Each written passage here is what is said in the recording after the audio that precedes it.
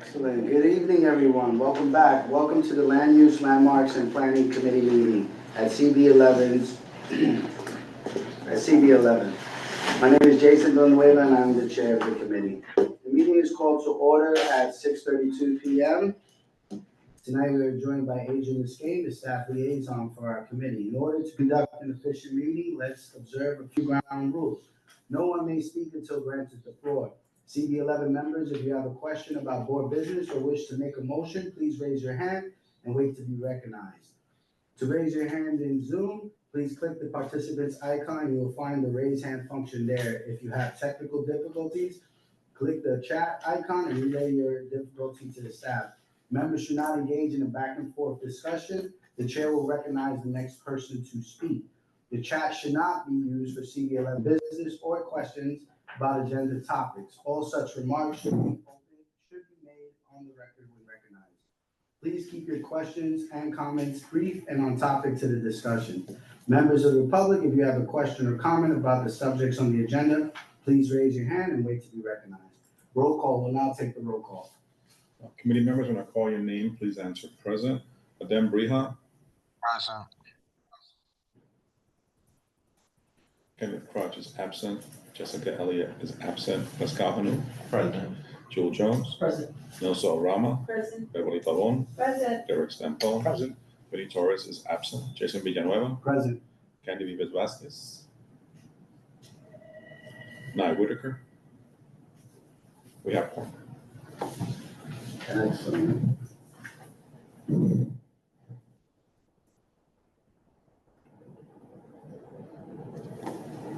Okay, now to the adoption of the agenda. The agenda for tonight's meeting was distributed ahead of time by the board's office and was posted online. If there's no objection, we will adopt the agenda as stated. Committee members, if you objected to adopting the agenda, you may raise your hand and wait to be recognized. Seeing no objection, the agenda for tonight's meeting is adopted. The minutes from our last meeting were distributed to committee members ahead of time by the board office. If there's no objection, we will adopt the minutes from that meeting. Committee members, if you object to adopting the minutes, you may raise your hands to be recognized. This is for the July meeting. Seeing no objections, the minutes from the last meeting are adopted. The minutes of tonight's meeting are being taken by myself, Jason Villanueva. We'll now move on to the announcements.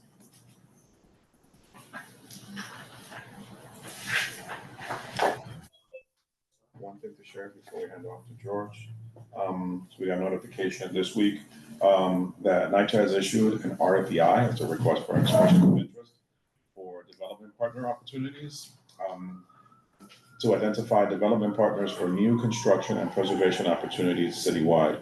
Proposals must be for residential or mixed-use projects on privately owned land and may include new construction, rehabilitation, or completed projects with vacant uses. You can learn more at the link that I provided. The agenda that I sent you all, that link is live, and the agenda that's posted on the website, that link is live, so you can get it from there. Thank you. Next announcement, Manhattan Plan. Great, sure. Angel, do you want to? Yeah. For these announcements of the items that are ongoing, they're a little bit more detailed than your typical announcements. I'm going to summarize what's happening and opportunities to comment on what's happening. There are some big things that are going on right now. And you want me to control the mouse or? Oh, excellent. All right, excellent. All right, so the three things are the Manhattan Plan, Where We Live 2025, Where We Live NYC 2025, and the charter revision. Okay, so Manhattan Plan. What is the Manhattan Plan? It's a series of zoning and policy proposals that would add 100,000 housing units to the island of Manhattan. And I went back and I looked at, yep, so that is, I believe, the largest planning initiative we've ever undertaken, if we take them all together. And so why is the city doing this? The city has repeatedly said that they want to upzone parts of Manhattan, but couldn't because of the 12 FAR cap. The 12 FAR cap is mostly gone. That was changed in state law last year. And we now have 15 and 18 FAR residential districts that can replace the R10 districts. And when we do an R11 or R12 upzoning, it triggers mandatory inclusionary housing, which is typically in areas where they're uncommon right now in the Manhattan core. And so would require, and when you do that, you require affordable housing in new developments. And so Manhattan planning is happening right now. And I say here the public engagement is ongoing, but really it's wrapping up and it will be reportedly finished by September. So what is the Manhattan plan? So these major actions that you see on the screen here are being called parts of the Manhattan plan, even though the Manhattan plan hasn't been adopted yet, hasn't been finalized yet. There are projects that are being called part of the Manhattan plan. So the Midtown South rezoning, which, you know, could reduce buildings taller than the Empire State Building, very big 18 FAR or 21.6 with bonuses. 100 Gold Street is being called part of the Manhattan plan. Even the East 125th Street rezoning here that we discussed, I don't know, or the summer, is part of the Manhattan plan, Gansevoort Square as well. So there's this website, and you can go to it, and that's how they're soliciting the feedback. Mm-hmm. And I'm going to say, from a planner's perspective, the website materials are really basic and lack context and content. And so like on the right-hand side, where do you want to see more housing in Manhattan? And you're given a census tract map. You're not given a subway map. You're not given where people work. You know, yeah, it's really, I was so surprised at this. And then you have basic information on housing, but you're given very, very little context. So it's not an impressive website. But in terms of their outreach, they've been doing these tabling events, like going to like fairs and setting up tables and talking to people. The last one happened in August. That's the last one right there, and they wrapped it up.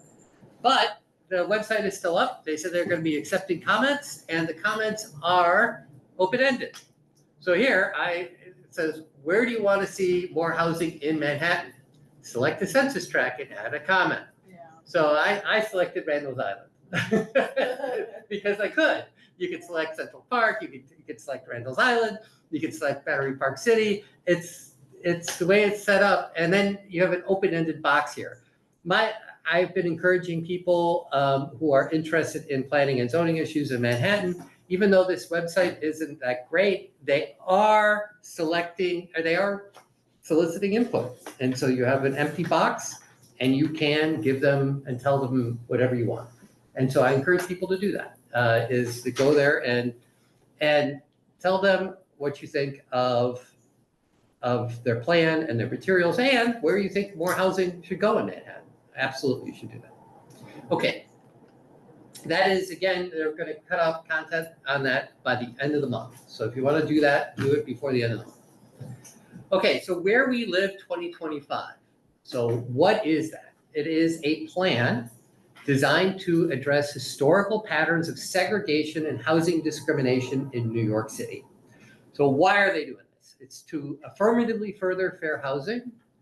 The plan is going to be used to direct future policies, including land use actions. And, you know, we had one in 2020, right? So the Where We Live NYC 2020 was the first one of these. And City of Yes for Housing Opportunity was in large part justified by the goals that were outlined in this plan. So these plans matter, especially because a new housing plan, this plan is required by a local law. So in 2023, council passed a law that said, New York City, you have to have a fair housing plan. And so this has to happen. Unlike the Manhattan plan is, who knows, if there's a new administration, what's going to happen with that? It's not required. This is required. This must happen. So when is it happening? It's happening right now.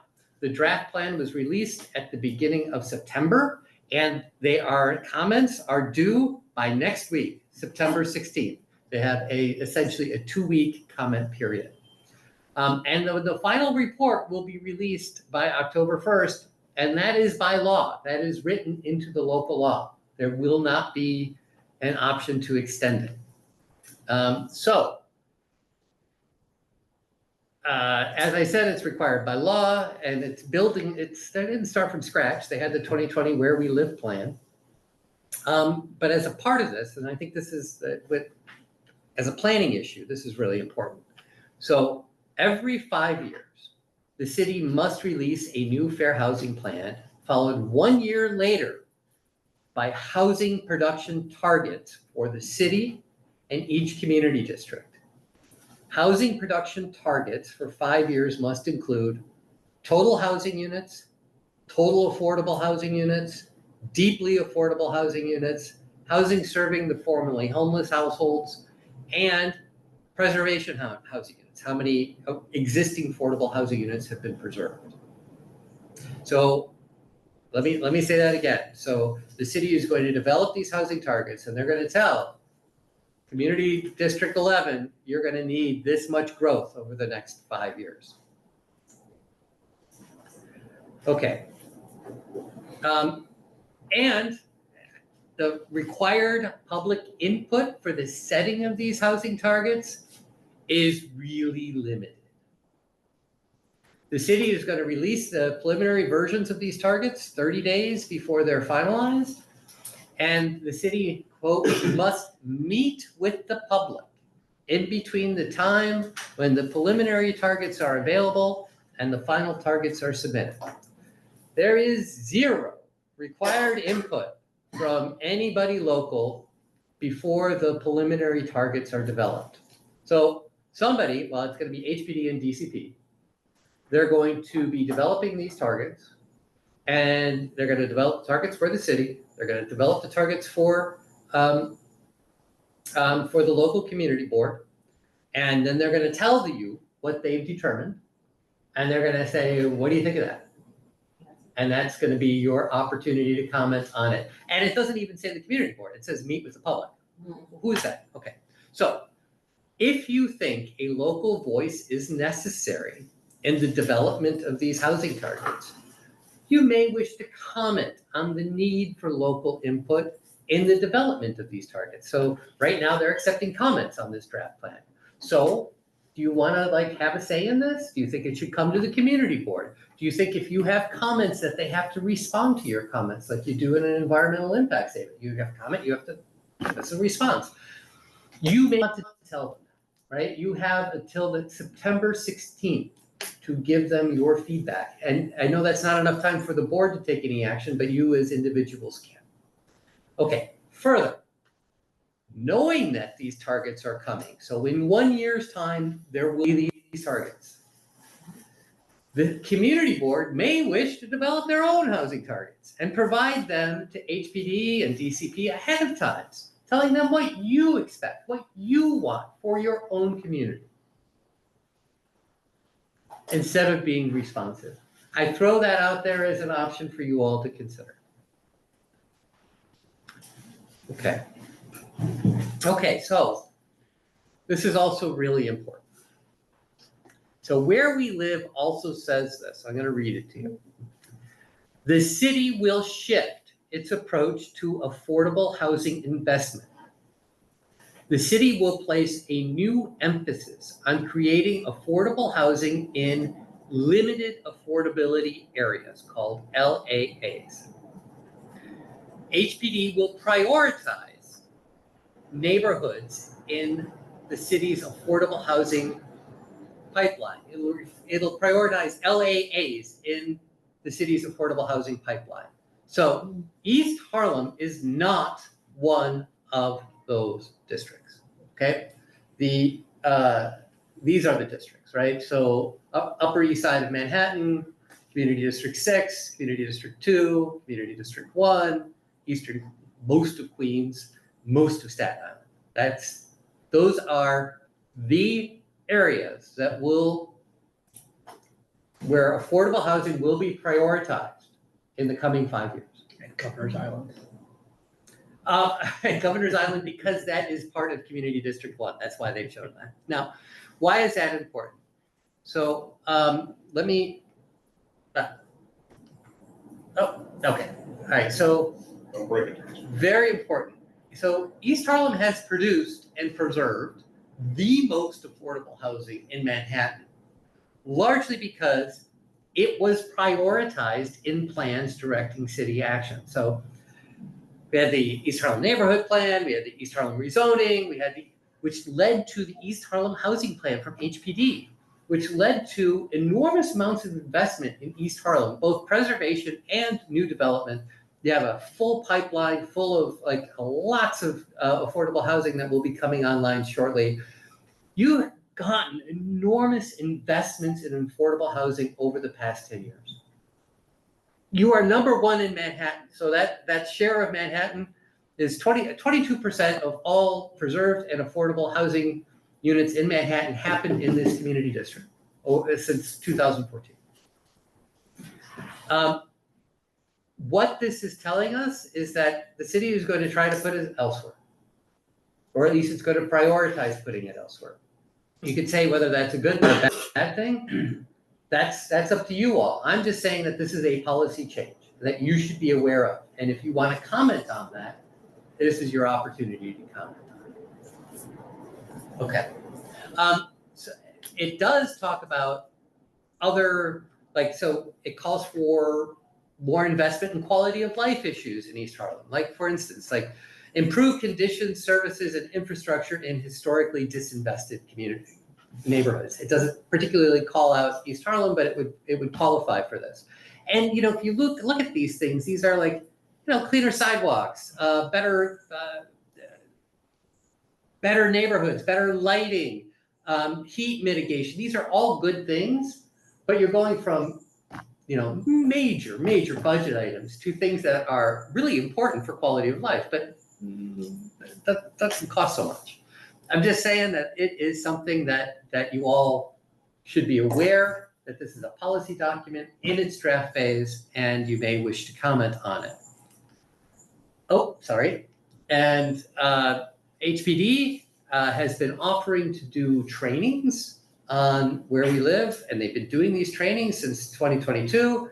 And they say that 70% of community boards have had at least one member participate in their trainings. I haven't been to one, but we did do yesterday. Marie and I did office hours with HPD to go over our own questions, and it was productive. It was great. They're really smart people. They really want to do a good thing. I would encourage the board, if you have any questions about this, to reach out to HPD. They're there. They're offering to come to you to do trainings, to tell you what's in here, so you could actually express your concerns or your thoughts. It is happening, and you have opportunities to comment on it and hear from them. Okay. Anything on that before I move on to the next one? Yeah.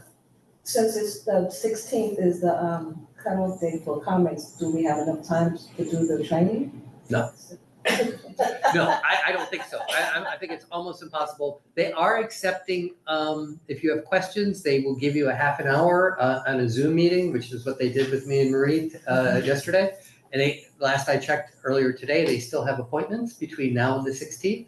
So if you wanted to, if few of you wanted to get together to do a little online training, it was worthwhile.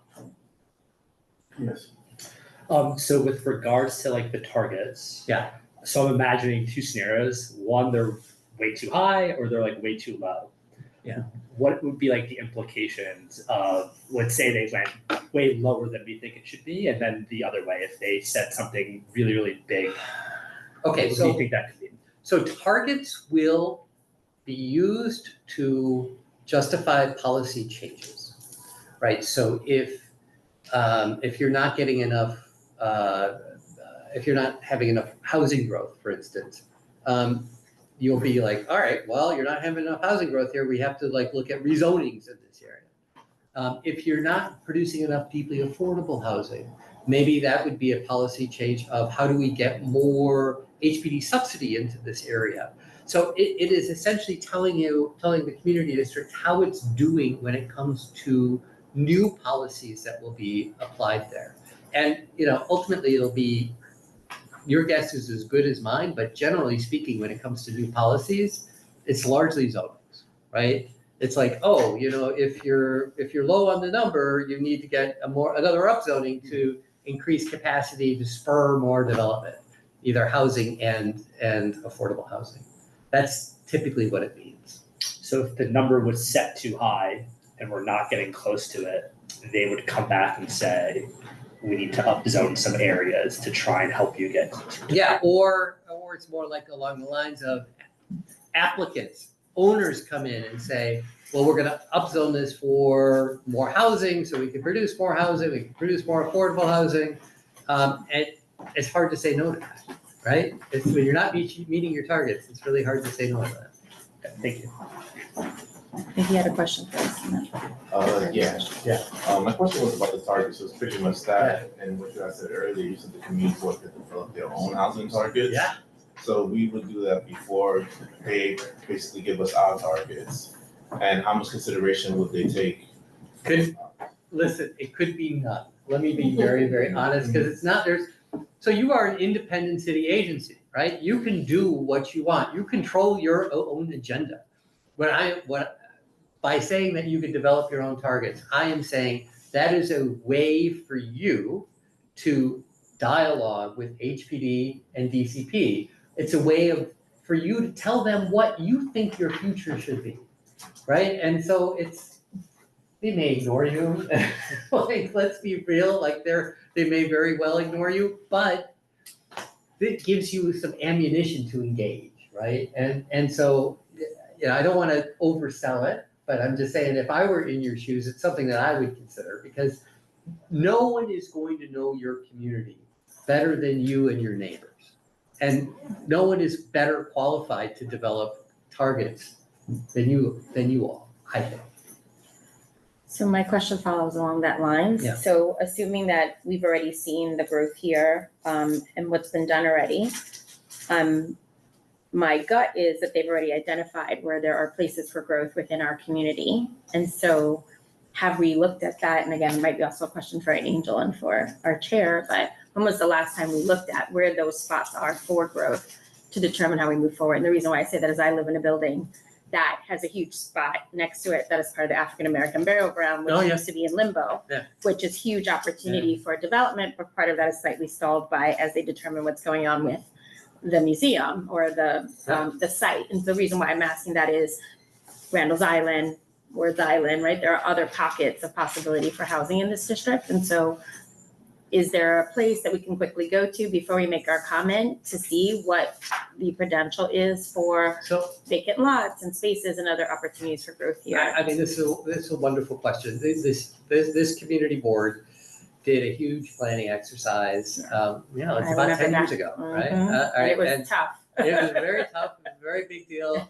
and a lot of that. I mean that work was done then. It has not been kept current. It has not been updated.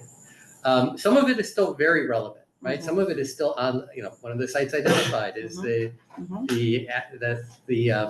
MTA bus garage, the African burial ground site, and the site across the street from there. And it's still current in some ways, but it really hasn't been updated. So that's unless Angel has another idea, that's really That's the idea. That's okay. So it's from a decade ago. Yeah. And sorry, I just have one other question. So if we did want to mobilize, because I do see that the bullets that you had, 6-point blah blah blah blah, was all about placemaking, right? Safety, public safety, placemaking. We have a bid that's coming to 125th Street, which is a center that could use a little bit of love. Absolutely. I know Monday is the 16th is our community board meeting, right? Tuesday.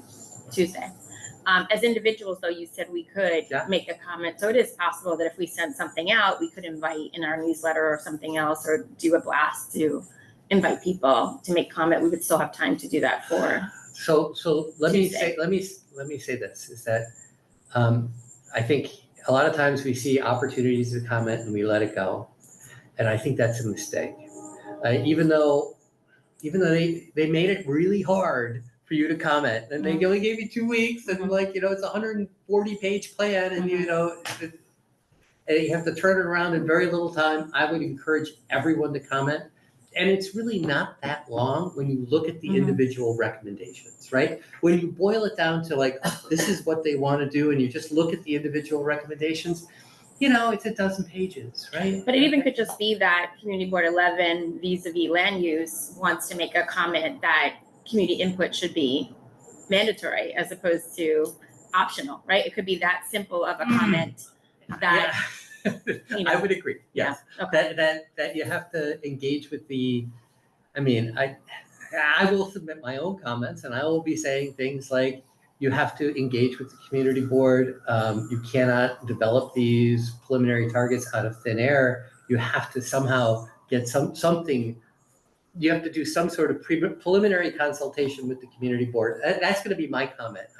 Those closest to the problem are closest to the solution, as it always goes, right? There you go. That's a nice way of saying it. Last but not least, sorry, one more. We have an election on November 4th. Yeah. So as they put these plans to place, as you said, things are going on right now. Yeah. Commissioners could change, everything could change between now and January. What's the plan that goes in place to make sure whatever comment, whatever process that is happening now gets carried through in the next year? Because you said the targets come in and we don't hear about it till a year from now. Okay, so so everything I said about the Manhattan Plan, like you could almost forget about that because that could be affected by the election. But where we live can't. Okay. Unless the council overturns their own local law, which is, I think, very unlikely. I think they're going to go forward with this because it's all, the targets are outlined in the local law. The dates are outlined in the local law. Like the plan is outlined in the local law. They have to do this. They don't have a choice. But we do have the charter revision, ballot initiatives, affordable that's going to be housing. next. We're going to talk about that. Sorry. Sorry, I'm a wonk in this area, so I apologize. Yeah, but I'm glad because charter revision is super important. And one of them is about housing, so, yeah. Okay. Is there?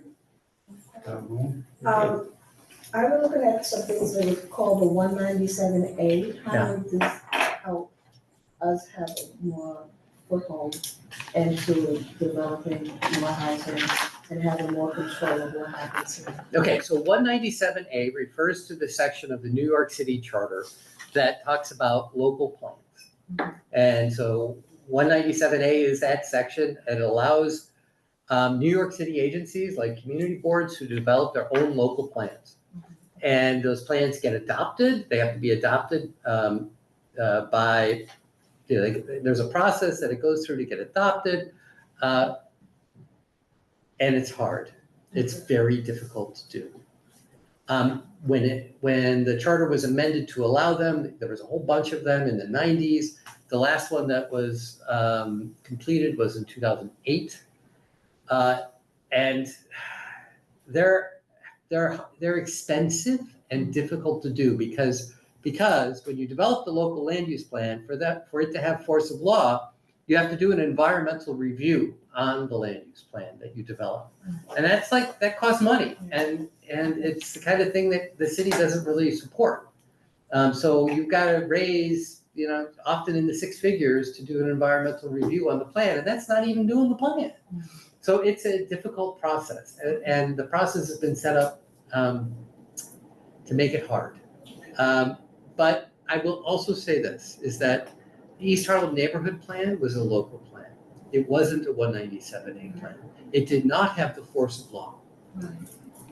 But it did guide development and it did guide city actions. So I would say to you is that if you want to do a local plan, bless you, you go do your local plan, you could develop a local plan, you could update the East Harlem Neighborhood Plan, you could do your own, you could do a 125th Street Corridor Plan.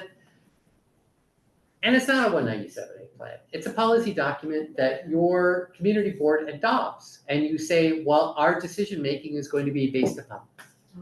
And that's it. And then you give it to the city and you say, this is what we expect.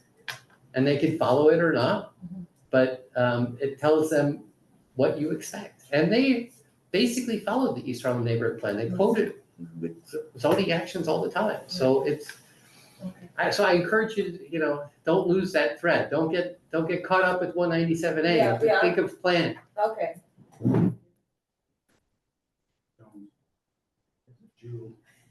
In terms of this 485X, Yeah, what is that? 485X is the, And that's, I'm at the site of this one.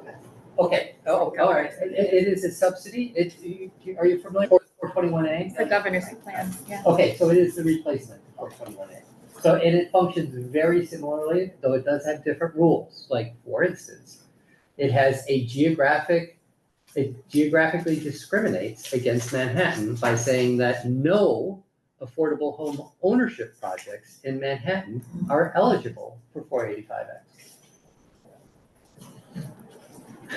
I'm sorry, that was one that I was just like, what the hell is that? If you don't mind, it may be healthier for the new members and the public to explain the difference, since some of us wouldn't. Okay, so yes, so Briefly, please. they are subsidies. They are subsidies, state subsidies, really tax abatements, tax credits to facilitate the development of projects with affordable housing in them. And if you meet certain minimum criteria in terms of the development of affordable housing, you get these tax benefits. It nests really nicely into mandatory inclusionary housing. So if you have a rezoning where you get mandatory inclusionary housing, in most cases you can use 485X to get another subsidy from the state to essentially pay for the housing, or at least partially subsidize the housing. Except, of course, if you have a condo project, you can't do that now because of 485X can't be used for that.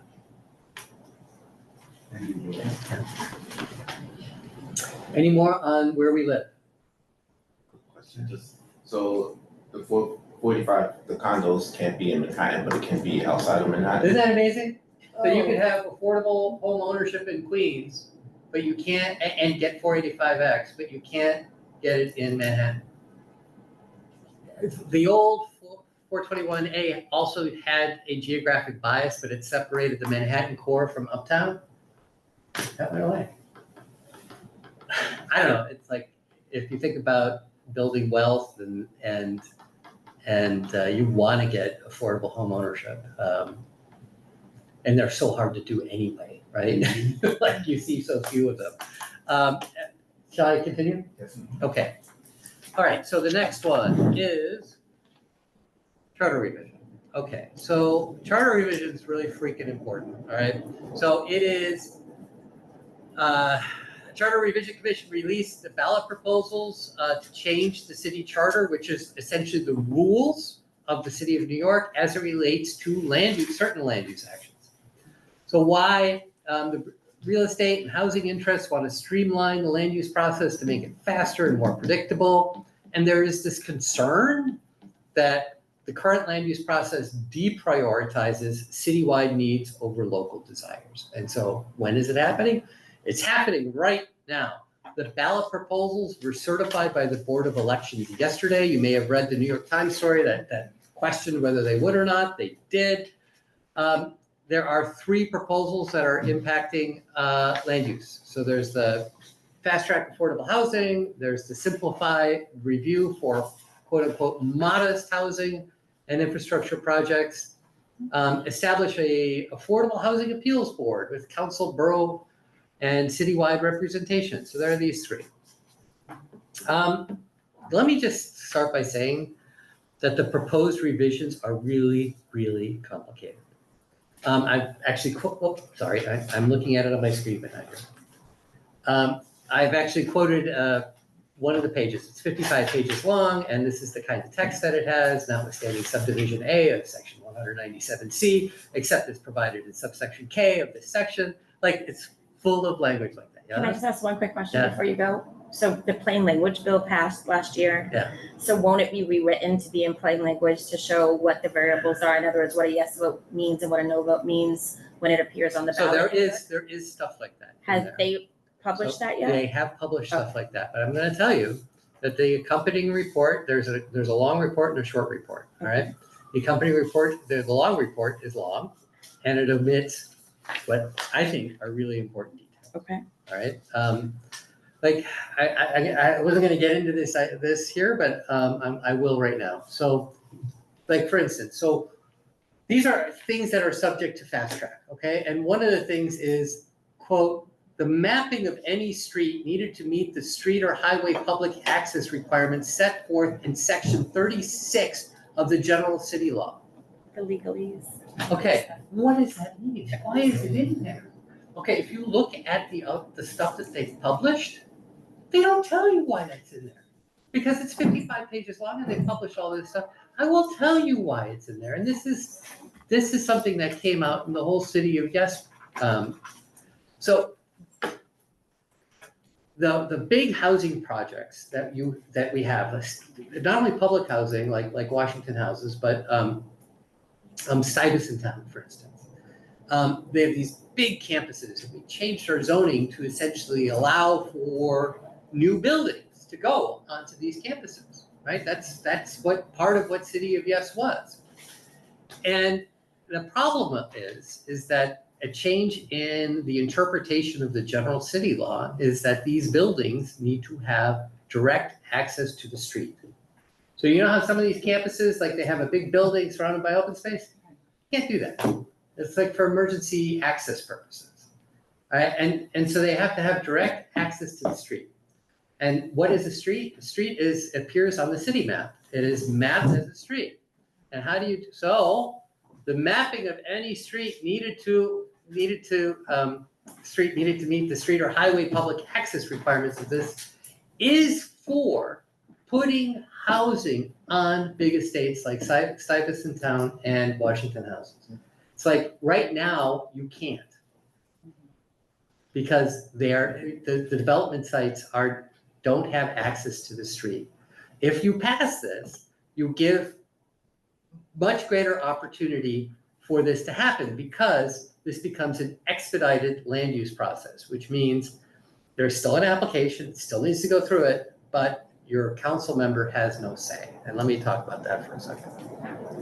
So I have produced a big, long memo on this. I'm not prepared to talk about it tonight because this is just on announcements and informational updates. Mm-hmm.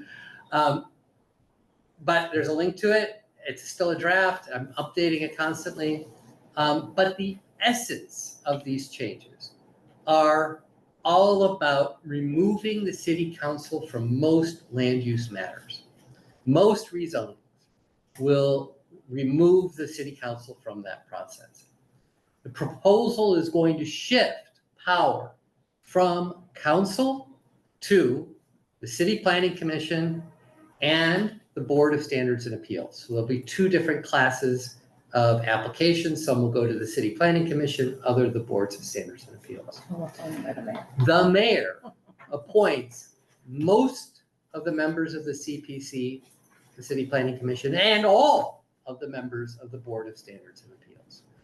Now, the community boards will still have their say on every application. You are still going to be asked your opinion on every application. You will still go first, but your biggest advocate for your voice, which is normally your council member, will not have any say on most of these actions. And so they will not amplify your voice. So, I mean, you're still going to hold your hearings. You're going to still say approval, disapproval. You're going to still hold your conditions, and that will go to the City Planning Commission, and they're going to do whatever they're going to do. If recent past is a guide, they're not very responsive to local concerns. Your council member tends to be much more responsive to, this community board talks about not only affordable housing, but local hiring and prevailing wage and things like that kind of stuff. The city planning commission isn't going to care about stuff like that. At least that's my opinion from history. Okay, so my recommendation to all community boards that I work with is, it's really important. Consider developing educational materials to inform the public and your members on the charter revision proposals, consider holding forums or open houses. I don't know, do you have a committee that's working on this? Some of the boards have set up a committee that's doing only charter revision. So that voters can, ask questions and be informed. Educate your friends and neighbors, right? You have neighbors, like everybody's gonna have an opportunity to vote, and they're not gonna move election day. Like, this is gonna happen, and it's been certified on the ballot, so November 4th is when that happens, and early voting starts on October 25th. And again, I have this memo, it's 15 pages long. I wasn't planning on going through it all, because of the nature of it. Put it upon. Yeah. Can I make a request, Chair? Yeah. Can I make a request Yeah. that at the end of the memo, if possible, Yeah. you actually put what it's gonna say? Because I just pulled up what the plain language is, Yeah. and they've simplified it so much. And it says what the yes vote and a no vote is, but it doesn't have the nuance that you're talking about. Because I Yeah. do feel like if we're gonna even partner with, say, the housing committee or It's a someone wonderful else, idea. Thank you. it's really important to know that what it says, what's going to appear on the ballot, does not have all of the context, right? It doesn't. It's content without context. But I'll just give you an example. It does tell you what a yes vote means, what a no vote means. But for example, this only says fast track publicly financed affordable housing. Fast track applications will deliver affordable housing to community districts that produce the least affordable housing. Like, yes means this, no means that. That's it. It doesn't tell you that you won't have your community board person, you won't have a voice, you won't have your champion. Like, all of those variables are not listed in this. Now that they do the plain When language. does politics ever do that? Mhm. Right? Well, this was Respectfully, so I Yeah. don't disagree with you I about just- the concerns for the legalese. just adding this so that you'll know what's gonna appear, so you'll know the connection. Good idea. But I will emphasize to members of our committee and the public that advocacy is a consistent process, right? So there's gonna be a lot of these wildfires we just got back over the next year and probably 4 years with the election cycle. So I will recommend to the chair to do something. We had an events and outreach committee at one point, back when Collier was chair, so, the process exists, but I don't disagree. So sometimes to boggle down land use, with some of these policy and advocacy concerns, it's really healthy for us to understand them so we can direct them to the appropriate committees, right? Like, we spent probably the last 22 minutes talking about housing. Mhm. Oh, And this indeed. committee is land use, landmarks, right, and planning. And I would love for us to always push for housing, that's definitely my bias. But we definitely need sometimes to stay on track to what our technical application is and concerning ourselves with that, if you don't mind, George, because. Can I just add one more thing? One of them specifically talks about Euler. One of these ballot proposals is specific. Oh, no, That's- they are. I mean, Yeah. they have fast track and Euler, right? I mean, this is all about Euler. But I think it's very important for us, again, it's just, I don't disagree. My concern is it's brought up here and then it gets left here. Mm. And what I'm thinking, not only as a committee member, but as a community leader, is to have a space for these voting. There's always concerns about elections. I've always heard it. I don't understand it. I won't act like I know it. Every time I vote for somebody else wins. I will say. Preach into the choir Yeah, here. that's just my personal note, but I will say I do think it's very important that when they're proposing these things on ballots, and, I have faith in our government. I trust our laws and our practices, the democratic process. What I'm concerned sometimes when we go down these rabbit holes, and I've been through this already for the last 4 years, is that, again, where's the advocacy, right? From that, not from the professionals, because there's a lot of them, we're all professionals, but from the qualified professionals, right? The people that your tax money, just like we have George James here, there is tax money that goes to private, I'm making up a term, I don't know what it is, a 5-star lawyer who can read legalese and say, no, this isn't that, and motivate advocacy. Because what I've just been seeing a lot with the board, with the policy challenges, is feeling like we're not having a voice, and the reality is we do have a voice. Yeah. We are a group that can advocate under the charter. The challenge is sometimes, in my experience, is the organizing. and ensuring that it keeps hitting. The way when we started district needs, 6, 7 years ago, I need not tell any of you today that commissioners come to this office and give us, well, not give us, but advocate for what is required in the community. But yeah, I'm always super concerned about this, I don't know the term, the deferred, it's something that the council member has ultimate rights. Member deference. Yeah, member deference, yes. Right, and I've heard this position of not having the member deference is a major issue, and I've also heard the opposite, where the member deference holds projects hostage. I am not a politician, right? I'm an activist. So I will express that I am interested in us engaging these conversations, but I do think that I would love to get to the planning parts that we're thinking about for the rest of the year, which tie into everything that George has presented to you guys today. Absolutely. Thank you, Chair. Yeah. I just want to, so my question was around member deference. Yeah. I know it was not a part of the charter, Yeah. right? It was just something that they did. Custom. Yep. Is this really, they think this is the only way to stop it, is to remove the council vote entirely? Is that? Well, it doesn't remove it. George, can I I add guess on not. that? I like that question, because this has been in one of these big picture conversations. It's like, since Adams came into office, all I've heard as a member of community is that he wants to get rid of your work, right? Are these tactics a part of this?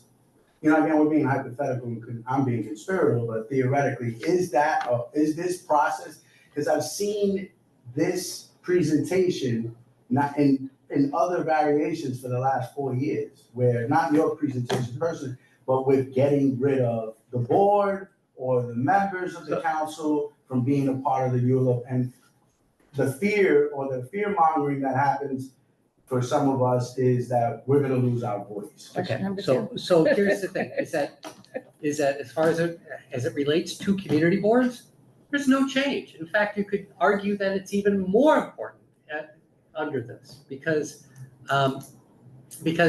it has fewer people in the process now, right? So your council member is removed from, and council is removed from most things. So that means that the number of players in ULIRP goes down. So relatively speaking, your importance goes up.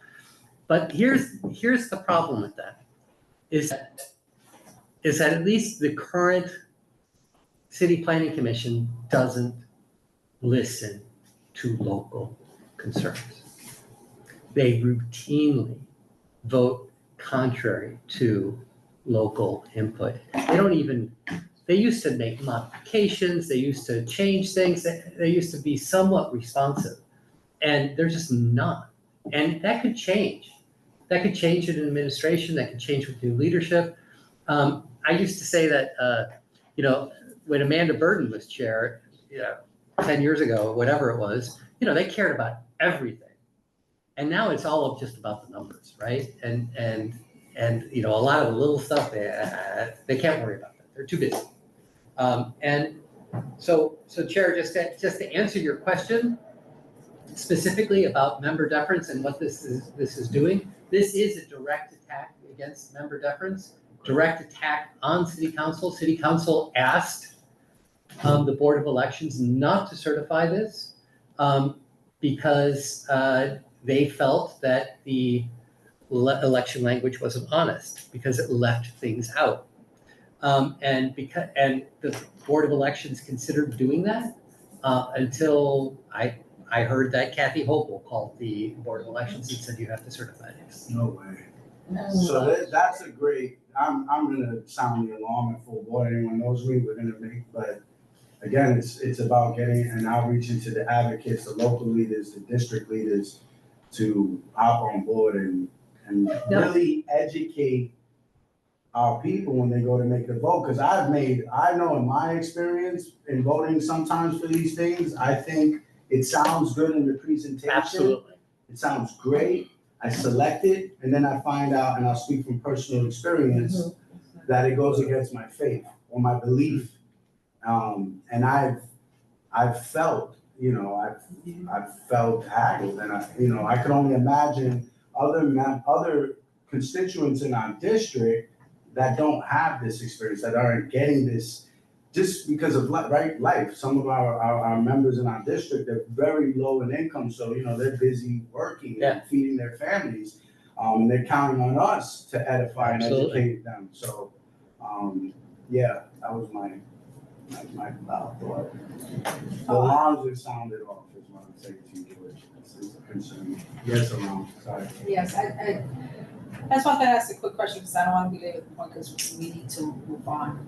But I hear what you're saying about the city, the community board not being cut out. But in reality, we're a volunteer organization appointed, and so what we recommend, it's a lot of times an advisory.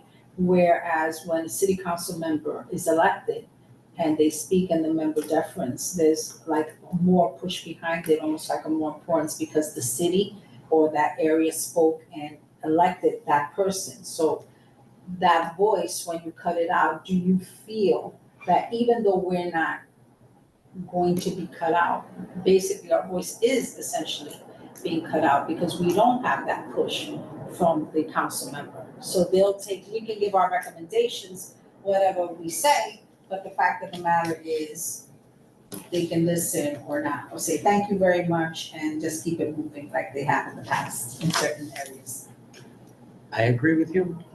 But that's how I take it, so. I'm with you, because we elect, and there are legal representatives, all of them, not most are lawyers, but they're not a lawyer. In my mind, like a lot of these elected officials that we put into position, they are the verbal and, for lack of a better word, intellectual representation of the law of our district. And you're telling me now that our representative is being cut out so that a city agency could be placed in that is questionably biased to the mayor of the city of New York.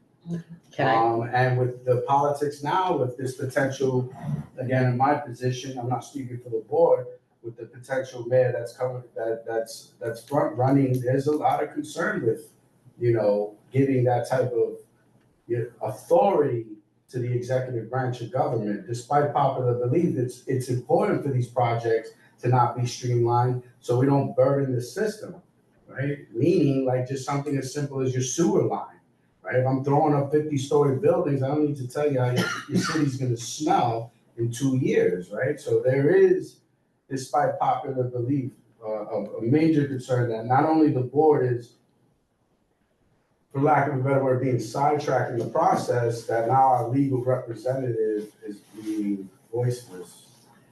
Can I just say one other thing about that, is that this is going to be the only option that I've heard of, and now I'm not a lawyer, but for some of these, the city planning commission will be changing local zoning, which is a law. And I'm just like, when do we ever change local laws without the legislature? That's where my brain is like. It's just so like out there for me. Sounds Now unconstitutional. It's also throwing out our votes. Like, we voted for this representation, and part of their job is to represent us. It's throwing out our votes. that And I seems think that way that's to how me. we should advocate for it, respectfully. I'm not gonna tell anybody how to manage their position and their beliefs, but as an advocate for the board and for our elected officials, that despite some people's personal positions, they're here. They work with us. We communicate, we collaborate. Sometimes they may not agree with us, but they sit in this room and they discuss with us. I've never met anybody from CPC or BSA, right? Respectfully, not to undermine them. Yes, we have Jessica, one of our members, great.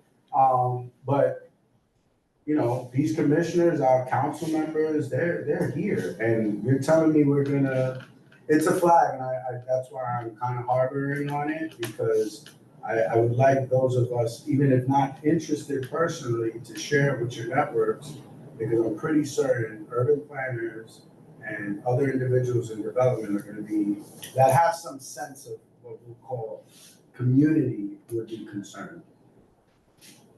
If that makes sense. Yes. Isn't Grodnick the CPC commissioner? He is the chair of the CPC. And former city council person? Yes, he is a former city council. And also in terms of this process, the borough president as well has we're working with the borough president along with, in terms of ULURP or whatever you want to call this? So, yes, so what happens, they were changing ULURP so that instead of, when you do have ULURP applications, instead of how it works now is that you go first and then the borough president goes second, you would go at the same time, Yeah. right? And so you would have, so right now you influence the borough president's position because you go first. And that wouldn't happen in the future. Second of all, is the borough president would appoint somebody to the land use appeals board so that if there is a ULURP application that you still have that goes in front of city council and city council turns it down or requires changes to the application, you could go to the appeals board and with a vote of 2 of the 3 members, they could overturn city council's decision. And so the borough president would have one, the mayor would have the other, and the third would be the chair of the city council. Who wouldn't have gotten any input from the member. Sorry. It seems kind of. Well, I'm sorry, Chair. No, listen. I just believe that it's a There is tactic, right? A lot We of go into times, order when we go out of order. yeah, a lot of times the community board has great suggestions and we write plans. And then depending on who's in power, who's not in power, who it either gets listened to or not, if it falls in line with what that group wants. Yeah. And so this is just the same tactic in a different way. I feel, right, like if the community oftentimes is not listened to unless we've had major plans like the East Farm neighborhood plan, 125th Street and all that. This is just another way to circumvent the community because you figure that you're taking out that voice, which is the city council member, and you can, the community board can still do what it always does, and you can move forward. And they're fast tracking the times. Exactly. So that's also an issue. 30 to 45 days. I can keep. You and I agree all the time. We might not even have a meeting in the time frame. And that's what has to be brought out here, right? Because you're amazing. You've always educated me all these 15 years that I've been on the board. But we don't stop to think of the mechanics and the tactics behind. I've always spoken to Jason about activism and the lack of activism on the board. But we don't stop to think about how we're being treated as a board, as a municipal agency with these changes, because ultimately what it's gonna result in. Like right now we have somebody on our back. Right. Whether they agree with us or not agree with us, they'll push and they'll listen. You can meet and they're in the district, they're 3 blocks away. That's right. That's not gonna happen here. They want This is an to elitist- Uber land use. That's how I look at, I'm sorry. Yeah, that's it. Let me Uber land It's use, an elitist move. so that way I can expedite the process and then you don't feel involved. And then when the 50-story development goes up, and you lose your house, you want to outcry, but. Or when Uber doesn't know that that Park Avenue is closed and you're late to your community board meeting because it went around in circles, even though I told him Park Avenue was closed. But he wanted to follow the computer. I'm just using that as an analogy that if you're not in the community, you didn't know. You're watching the computer and the computer doesn't know what I know who lives in the neighborhood. Well, you so. see it with This is my the fact that Community Board 11 was not put in the, LLA, in that area? Limited affordability right, areas, yes. For affordable housing, right? So right then and there, that's an indication of how they're already thinking of certain things. But it's okay to put their sanitation here and their waste transfer, so, Or sorry. 3 districts. Yeah. Okay. Thank you, George. My pleasure. That was excellent. Do we get a copy of that? Of course. Thanks. I will update the material. Nothing you guys ever see here is mine or even yours, it's ours. And it's always, if it's not posted, it's because me and Angel are human and so, but it's there. And you can always reach out to George, there's no this is a democracy, right? It's ain't a dictatorship. So Thanks, George. That was great. Yeah, no problem. I'm more for cross collaboration, please. You done, George? Yeah. All right, you're gonna get me the letter, right? I would love to put it as part of it. The letter, oh, you mean the memo? Yeah. Yeah, we'll do that. Or just a link, I'll put it up. Yep. We'll do that. All right, so I love what transpired because it kind of really sets us up for our next phase of the agenda, which I'm hoping we can be in line and under time, so we don't get out too later. So committee discussion on goals for 2025 and 2026. So last year, so those of you who've been on the committee know, we kind of try to arch for, one major item, and then we pick up our initiatives as we go through, but you see the initiatives. But what I kind of stated at full board to us all, as well as in the last committee meeting, is to have a more driven focus on planning, right? So example given, I started as chair, everything was land use. And it was all great, it was all ULIP, it was all fun and dandy and technically understood. And we drove a lot of the agencies to come and educate our members and constituents on the process of land use. As time progressed last year, those of you who were still a part, you saw that we did it with our vice chair at the time, Kenneth Crouch, where we started pushing the initiative for landmarks, right? And again, it falls in line with that pretty word we love to hear, preservation, right? Land use tends to change, but it can maintain the same if we advocate correctly. Landmarks is a fixed legal process, but it's good for us to understand it so we can educate and advocate to some of the organizations that are amongst us. One of those efforts was like with the garden, and there was some things we were able to do for them, other things we weren't, but it's kind of an example to that effect. This year's goal, of course, with commentary, is to focus on planning, right? To really put on some effort of some of the discussions I've been hearing as your chair for the last year or two, is that we're pretty much reactionary to other people's positions or situations of how to drive our district. One of the biggest flags is when MTA came and proposed on the project, and there was an overarching concern about how the MTA's Fulton Street type of project is what I'm gonna call it, with this huge transit station hub and a tall skyscraper, and how it would affect other pockets of the area along that line of 125th Street from, say, Lexington all the way to Fifth Avenue, how it may affect from 124th Street to 126th Street. And a lot of that was brought up in the presentation discussion through the land use, through the ULIP process. But as your chair, I've heard this concern repeatedly from different members, from different constituents, and from a wide range of practices, from a junior leader to a person who's been advocating for the district before I was born.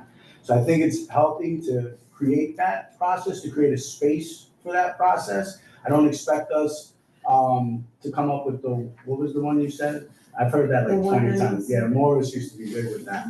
The 197, as Angel has definitely expressed it to me, but George has expressed it to you all. It's a feat and it's a process, and it's only as good as the work that's put in by the membership, right? And those of you who know, I love to not waste your time. So I don't want to waste mine, hours with hopes and dreams where we can focus more on technically driving some sort of reality that is in line with our planning process. So to that degree, that brings us to these two subtopics of visioning for development along 125th Street. There's a lot of projects that are onboarding, coming online, that are still going to be reviewed, ask for your input. I don't have them all off the top of my head, but I will put an effort forth for next month to kind of list a few of the projects, so we can start thinking of how we would like those projects to integrate with each other or collaborate, and more importantly, what I've seen in this process, particularly from George's direction and Angel's direction, is you end up in the planning process, your Q&A starts coming up, and it just makes it that much more, for lack of a better word, you having ammunition for when that developer comes in front of us and you're not feeling that you're servicing them as much as they should be servicing the district, right? And I would implore you to look at your presentation application. No developer comes in here shooting from there. I get emails all the time from members, and I'm sorry to tell you, I don't answer it because then you're not reading the process, protocols, and procedures that are already in place. We want to have a conversation about it, it's a whole nother discussion, but why am I hinting at that? Because the developers, when they come to present to us, they fill out that form. right? Which is a part of them advising us their plan. And what's been happening, and listen, I'm probably guilty of it as well, you come into committee, you didn't read that, right? And they kind of already expressed or directed you what they were gonna do, and maybe more importantly, what you should be concerned or worried about that they're not doing for the district. Because while I'm sitting here and telling to you, oh, worry about housing, worry about housing, worry about housing, I'm not telling you over here that I'm gonna be paying everybody sweat wages to do the construction, right? Which is a pretty word for, below minimum wage or whatever. And that won't come up until committee, right? And I guess the whole point is the more we plan, the more proactive we can be for these developments that come down the line. Anybody else's thoughts? Again, this thing that I'm sorry, I know I'm directing, but I would love production from others as it relates to visioning and planning. I heard you with, I'm sorry, I'm 197A. 197A, and again, I'm always told that one is so hard Yeah. to come That's into what I was asking fruition. about it. Angel, correct me if I'm wrong. Years ago, I remember Candy had mentioned that 197A plan draft had been done, but it had never been followed through. Yep. Yeah, so this board has done a 197A. Not this part. Not this board, but I mean Community Board 11. Yeah. So Right. there is something that's many, at least decades old. Yeah. That have been, but the rest of the process. East Harlem Triangle. It's like 2000. Yeah, like around there, right? It's Yeah, like about that's 25 right. years old, right? Yeah. So we do have something that, You would start with the neighborhood plan. The yeah, neighborhood plan is more detailed and more current. Right. So I would, that's. yeah, because that was never adopted, that, the other one that we did, but. But it doesn't, I like your point, because But that I'm we not, have been thinking I'm not a about that. person that likes to reinvent wheels or try to create new feeds. Again, it's an initiative, it's not something that we're gonna, again, it's up to the body, of course, I'm presenting it and bringing it to fruition as a vision. But what I would like you to do is, yes, look at that, we'll get the 197A from 2000, read it, the East Harlem neighborhood plan, as George has brought up, it's been tied into the next point, which is the points of agreement. So it's relevant, it's just, what is it that you, and again, you don't have to answer that today, and you don't even have to answer it next month, because you'll be busy taking action items next month. But by December, for our catapult for the year of 2026, I would like, the same way we created a pocket of space every month for landmarks, for us to think of planning and to engage in it. I would like, again, if you would like to be a part of that process. But like I said, with landmarks, it took about 2 years. If you guys, some of you were here, it took about a year. And then that last year was, we were very, and I would consider that a goal that we set and we were able to achieve last year. And I think this year we can kind of go on that road. So connected to the visioning for development along East 125th, I think one thing, my understanding is one way to guide that is through zoning. And so I think something for us to learn is what exactly is the zoning along East 125th Street and all of the different districts and sub-districts. And that was one thing we learned with the MTA project, just how complicated it is. And there's like other layers of things.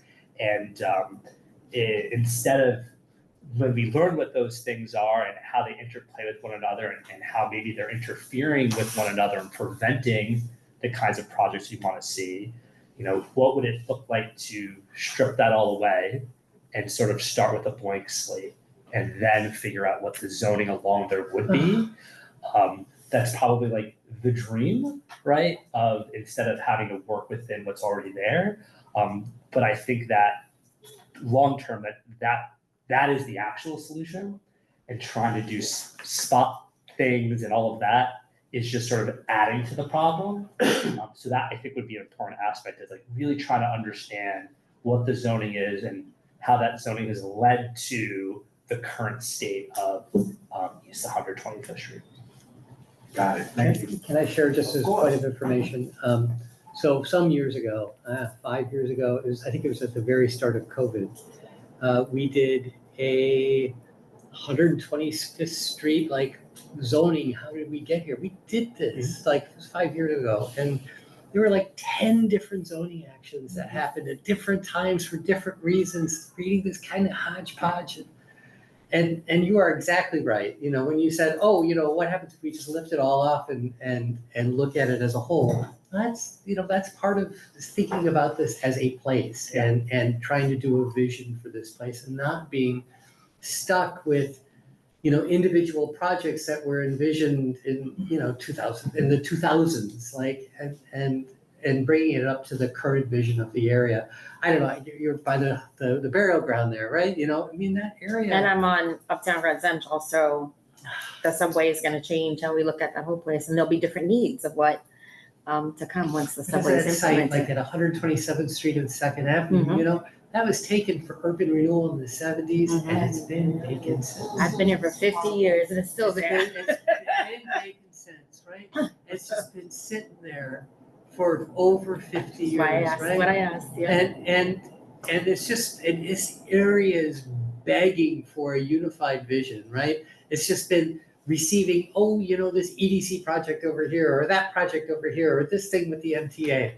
Just, anyway, thank you, Chair, I'm sorry. No, of course, Angel, please. So before you start fantasizing too much, you have to face the facts. And the fact is that while these are all worthy goals and projects to work on, I will not argue against that. It takes a lot of work, and that's not to, I'm not saying that to dissuade. I'm just saying to like kind of take the, you know, kind of patina of like, this is gonna be easy and we're just gonna declare it and it's gonna happen. No, the, that 197A plan thing that was done and whatever, 1990 something, and then it was renewed by the board. They have the list of the people that worked on it from the board. It's a lot of people worked really hard on it. The neighborhood plan we did in 16 was pulling teeth. All those focus groups all Was around pulling the teeth to district. get I members to remember. participate. I And remember that. the consequence of there not being wide and deep and committed kind of participation in one of these exercises is that Nye and I will write it. And then the other 49 members and 2 staff members are oblivious to it. They don't know because they didn't put the sweat into it to work on it. They'll be commenting, we should really do this. Like, we already did that. Like, we have it, you know, we have the plan. So like, we published the neighborhood plan. We published our before that, the rezoning recommendations for the Park Avenue corridor. And we were getting questions from members. Why don't we look at the Park Avenue corridor? I'm like, we've been at this for a year. Now, those recommendations resulted from a very committed committee at the task force at the time, right? The zoning task force. Really worked on it, just did not let up. We just kept going until we met George. And then that, you know, then the next step was the rezoning, the neighborhood plan, which also took a lot of people to do. But we didn't, frankly, get the participation from the membership that we should have had. Amen. It made it a lot harder to do. So if you're gonna be considering a 197A, an East Harlem housing plan, like CB4 has an excellent housing plan. If you want to script like, you know, kind of like best practices, Yes. They're fantastic and they update it all the time. Or you want to do another neighborhood plan, or you want to do a plan for 125th Street. You got to find people that are already committed to doing it and that want to be pressing the issue all the time, and they're going to be thinking creatively and constructively in order to do it. Otherwise, it's just a statement made in September and then referred to in October and not acted out in November and forgotten by December. And then you're back the next September, why don't we have a 197A plan? Why don't we have a, it's because like you have to do it, right? It can be done, everything can be done. I am not a proponent of 197As because I would never recommend to someone to do a bunch of work that is not gonna be received. The city doesn't respond. I'll email it to you, you can find it yourself. CB4's housing plan is remarkable. Yes. And they do it all the time. And I speak with people at 4, I'm like, well, that's just great, you know, does the city engage? No. And you could take a view, which I do, that plan did all of DCP's work and HPD's work. And like, here you go, and all they have to do is just finance the stuff that they're And adopt recommending. it, yeah. Yeah, I'm like, here's a big building, here's another building, here's a bunch of units, there's another thing, do this. It's just done, I did all your work, but administrations have their own priorities and act when they want to act. So it ended up being called MEC, West 125th Street Development Project, the multi-block, that's still kind of half done. This board had a task force back in, 100 BC of a lot of members of this board worked super hard for years before the RFP was even issued, stopped the issuing of an RFP and started the whole process. So they're super engaged all the way through and informed a very detailed proposal that still has not been completed. So there is a vision for those two blocks. I would argue it's time for a new vision, but there is one, right? There is one. The triangle, someone referenced triangle, right? Day before that, and that's a feisty group. Yeah. They definitely have recommendations, right? Yeah. So it's a bit of luck. It's not to say don't put forward a good idea, absolutely, because otherwise you're just doing nothing. And then you can kind of hope and agitate and see if you can get partnership. But the catch is the partnership. But before you even get there, there has to be the commitment at the table. Otherwise, we're just talking. In 16, it wasn't that many members doing it. I think Nelson was already here, right? And we would put the neighborhood plan conversation on the agenda every month, and it was pulling teeth for every committee for a year and a half. And even when we went to the public, I had Right. the listening, getting the people there with our stickers. Remember we had our little posters? sticker We had the sticker. So definitely worthwhile, but wow, I could have, saved a few great hairs. And then last thing I'll say is the next item here is to talk about budget. That's an annual exercise that it's also a bit of pulling teeth and starting from scratch. Like when we get to this, I should not be explaining tonight what the budget stuff is because she was already here, right? If a new member came, she's new on the committee, but new to the board. If it's a new member, sure, we explain. The rest of y'all know this, right? So we should not be confused in 10 minutes or whenever we get to that, right? They should be like, we know, but it's not just putting forward, because it's similar to the visioning for the planning. You're looking at the stuff in the neighborhood and you're coming up with creative suggestions for how to address it, and then you're advocating for it to be addressed.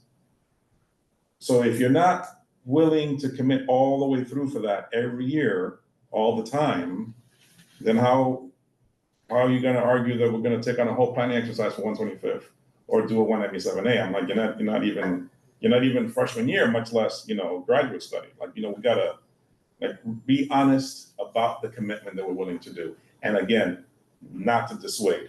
I love all that stuff. When we're not doing that, I'm bored. So if y'all want to do it, by all means, you're going to get me excited once I see you doing it. But that's what it takes. It takes a lot of work. You're fully capable of doing it, but you have to commit to it. Otherwise, it's a good idea that's just not going to be acted on. In regards to memberships and participating and things like that, since we have a certain amount of years that we can be on the board, what do we do when we're not on the board? Come in, the meetings are public. Okay. Everyone's going to remember, oh, that's Beverly. They're going to know. Francis came around for years. Yeah. I'm sorry, if I could steal 10 seconds. Yeah. So since you mentioned Francis drove everybody crazy about the Acropolis at Marcus Garvey Park forever. That was her life's work. And the cats. And the cats, right? And, she just kept on it. And it happened. And, you make enough noise, you eventually get to the right ear, somebody else knows it, and I tell Derek tells Nelson tells her boss, and then her boss gives the money. And then it happened, first with the Firewatch Tower, and now the Acropolis. Conditions up, there's a different story, but the physical stuff done as a result of. Right? And Sandy happened, so she had been talking to everybody, and then Sandy happened, made it very concerned whether it would last. Just one question. I know this doesn't happen, but I do see other communities be successful, that when they do have a plan or they do have their eye on a space, that when the developer comes, there's a conversation about this is where we think that monstrosity you want to build or that conversion you want to build should go or be or use. Not for today, but in the future, as we go through these processes, I would love to just learn how we can be more proactive in those conversations, because it seems like Community Board 11 seems to be always in a reactive stance when development is coming. So, I would say often, not always. yeah, that's exactly, Yeah. so. Like, we have friends living in buildings like Community Board 11 Oh, yeah. made happen. Yeah, I know, Right. but I'm just, I do. Yeah. Like, just inserting that to like, Yes, so that we continue to have hope. I didn't mean to overstate. Yeah. Right, Thank you so, for the LLP disclaimer. I didn't mean to We can do it, we overstate. can do it. I didn't mean to overstate. so the project by Wagner Houses, Multi-service. The the multi-service center, right, okay. So that project in particular, this community board, it went ahead and did all of these design alternatives, rezoning alternatives, and came up with something that said, they were like, all right, HPD, this is what we want. And then HPD put out the RFP, they did visioning session, whatever, and they put out the RFP. And ultimately, what came out of the end of the pipe there is almost exactly what this community board put out there. It was astounding how, I mean, I don't know how much of that was coincidence and how much of that was like There are whatever, no new but ideas, whatever. right? But it was like one of those things, when I saw it, it was like, I got chills, because it was like, oh my God, planning that actually really worked. Now, it was a lot of work, right? It was a real commitment. The community board actually paid more, we actually hired an architect, we did a certain, we went through the building to see whether it was convertible or not. We spent actual resources on it, and typically community boards don't have that kind of money to spend on this sort of thing. But there was a little bit, and we did it. And when there are key projects, right? There's not gonna be like, you can't do it with everything, a random lot over here, but if there's like really important sites that are important to this board, you could say, that's important, we've gotta figure it out. And then it was part of the East Harlem Neighborhood Plan, and so it was targeted, and then it was just like, all right, we're gonna figure this out and we're gonna do it. So I guess what I'm saying to you is that you are mostly going to be reactive. That is the nature of this board. But you can pick what's important to you, and you And then can focus on that. Okay. Agreed. I just wanna bring up a point, since you mentioned the Beacon, the East Harlem Yeah. Multi-Service Center and Beacon project. One of the most important things that came out of that was not the destroying of the multi-service center. It was about the preservation of the multi-service center, because there was a lot of plans that went in, proposals to destroy the multi-service center that I was privy to.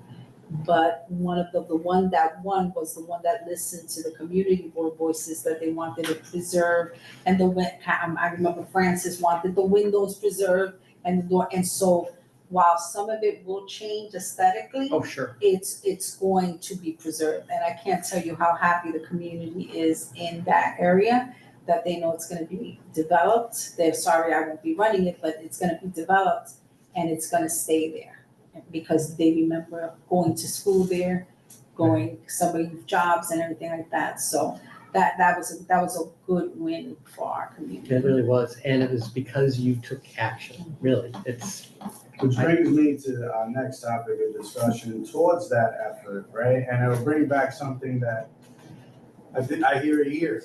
You're all saying it in one way, shape, or form, and that's that East Harlem Neighborhood Plan where the points of agreement came out, right? And land use was tasked many moons ago. And I remember going through this as the chair of SDN with tracking this. And this is something that, it just slips. It just slips. And I think that in this initiative of planning, of not starting from scratch, which I love what Angel expressed about being inspired and motivated, like the old school cheesy saying, you lead a horse to the water, you can't force him to drink. It's a great idea and vision to have as it relates to planning, but if to some of the degrees of what's been brought up by you about educate, right? We need to get educated, so then that way we can get to the part of collaboration to even entertain this initiative because of the work that needs to be done. I would go back to a process where we've had success, and that's what everyone's talking about with the East Harlem Neighborhood Plan in 2016, which at the time, to politics, the reason why it got driven was our city council member at the time was also what's that position? Speaker. She was the speaker. So she was the right hand to the mayor at the time, right? That, to me, created a lot of influence, and that's just my outside opinion. I wasn't a board member at the time, but I definitely was going to these events that they're talking about as a community leader. And, you know, I don't know if that's to some of the points that are being brought up by the staff and by our consultant, that it may be disheartening for the next 10, 20 years, because, you know, I don't know who's coming out of East Harlem, who's gonna be that, you know, that top level executive branch representative.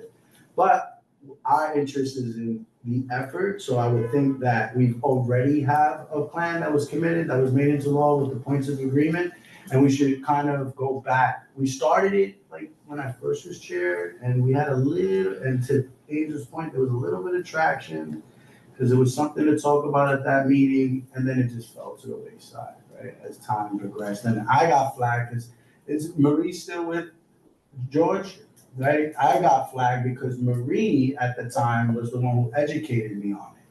Where, you know, I was chair, and it was just like, all right, look, we have these projects, and they were removing things from it. Now, again, I'm not making that claim, I don't know.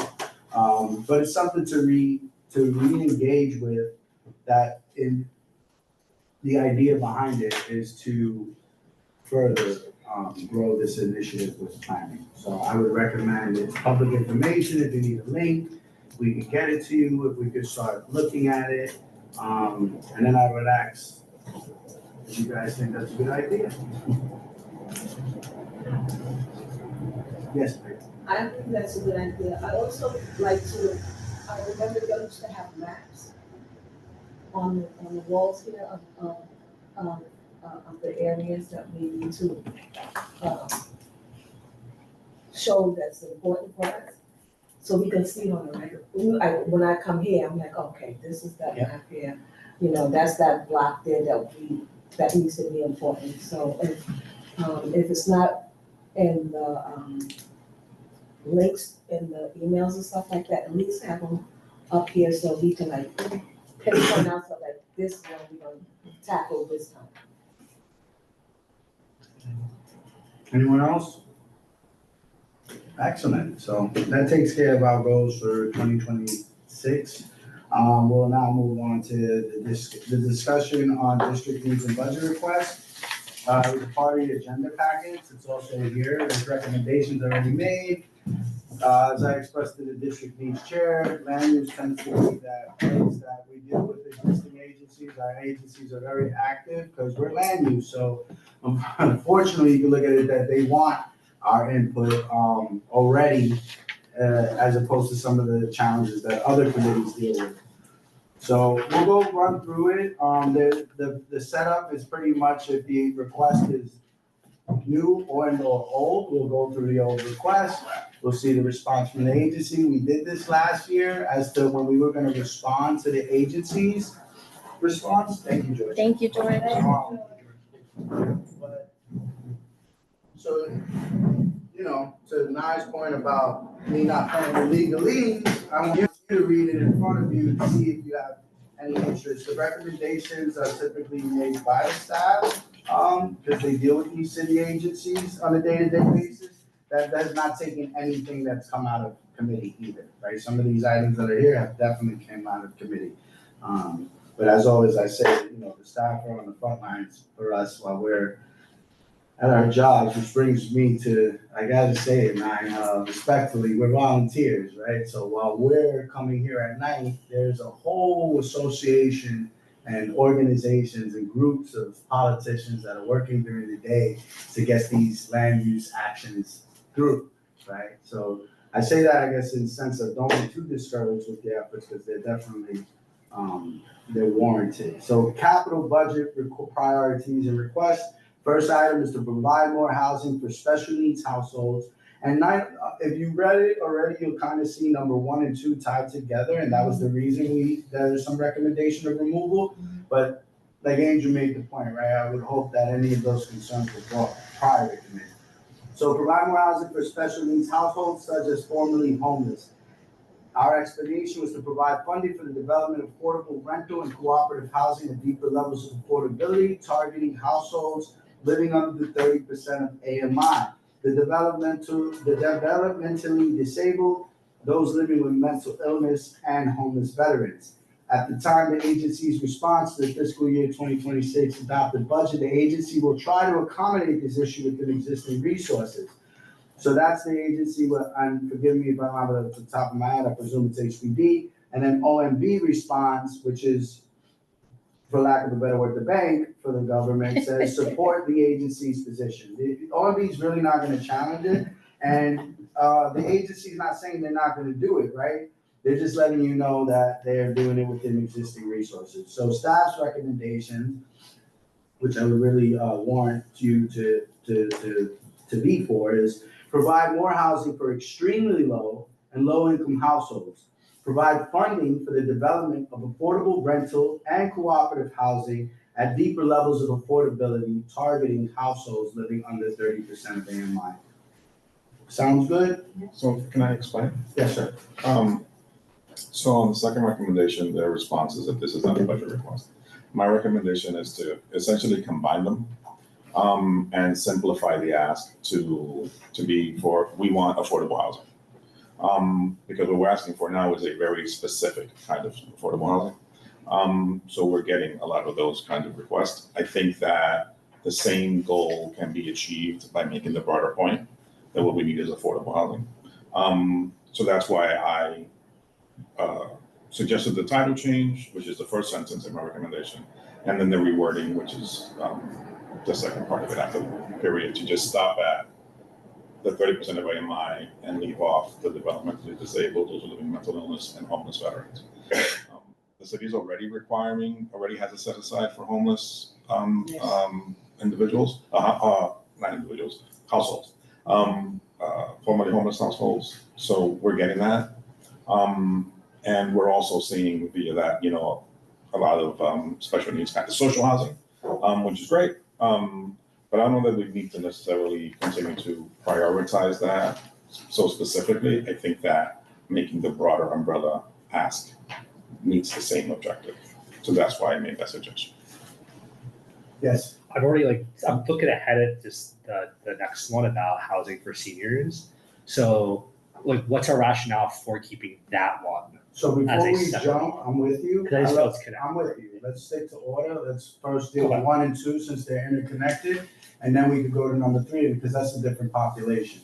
Okay, But it's definitely a good conversation to have. So are we good with number 1, with the combination of omitting number 2 and combining them and being more specific towards income as opposed to necessarily some of the other comments that were made by the agency?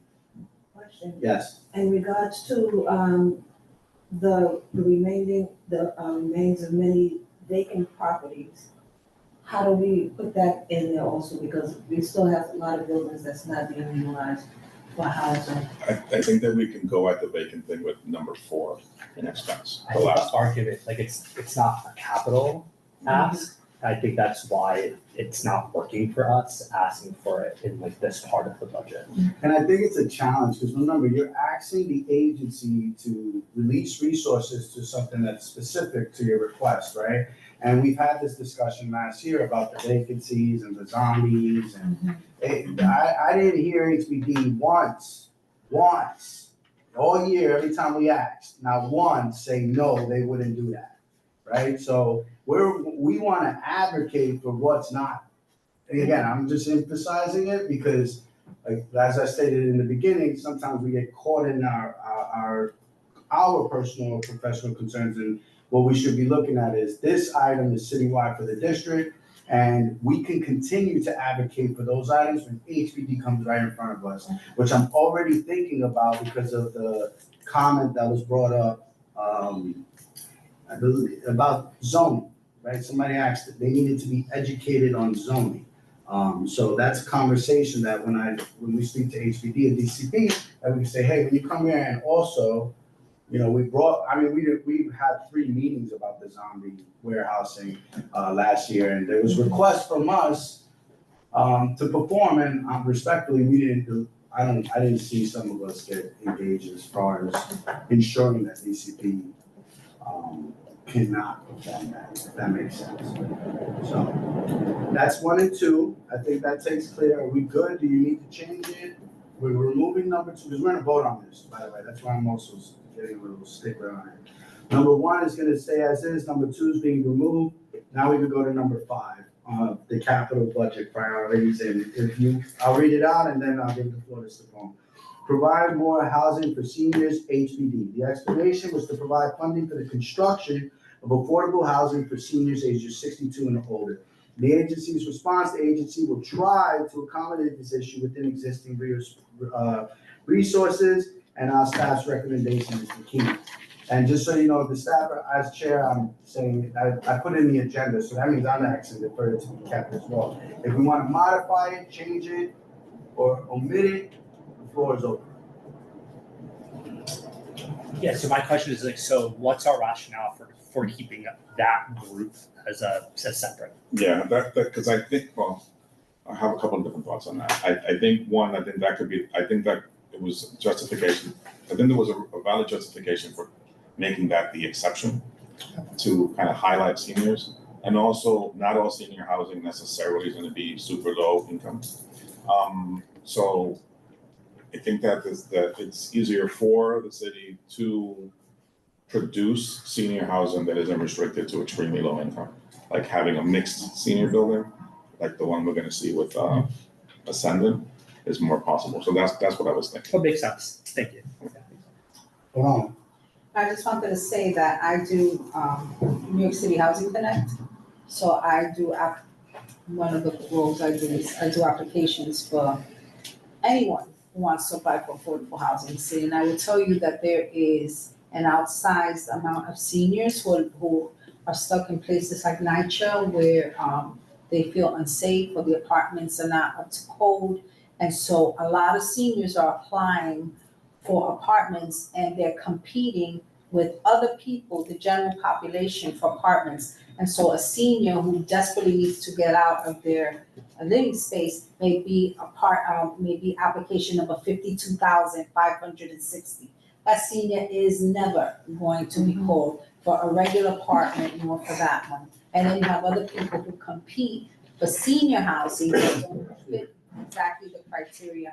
So there is not there, while East Harlem does have senior housing and it has improved in bringing up units for senior housing, there definitely is not, from my experience, enough senior housing to address the issues that are coming up. on. I fully agree. And we are designated, the term, we are designated, what's the term for seniors what is that called? Oh, yeah. So I think we should make sure that, because that's a I very know good. what you're saying, but. I can't think of, yeah. So you're right. Yeah. So so that's why it's important to kind of like Asian parcel that out. Asian. Is Asian Asian place? place? No, there's another name. No, Yeah. no, no. There's another name that came out a couple of years ago with funding behind it. And Describe they did the it. benches and stuff. Yep, mm-hmm. Like, is it about, you're saying it's about the neighborhood, how it's built? It's a designation to say that this district probably automatically qualifies for. senior North, housing. naturally occurrent, like That's retirement not communities, that. not It was that one? something else. Okay. Well, we can That's do what I all was work. thinking. I don't think that takes away from like human services that can have those discussions. This is technical, it's land use driven, we're acting specifically for senior living. Those of you that were here last year, we supported an application that was specific to senior living. And again, I'm always all for creation when it comes to, or modification when it comes to the budget request. Let's try to be as proactive as possible with these recommendations, because if we adjust and we're off, I don't need to tell your agency to just respond and say, yeah, that ain't got nothing to do with HPD. You need to go to the Department of Seniors. I'm just making an example.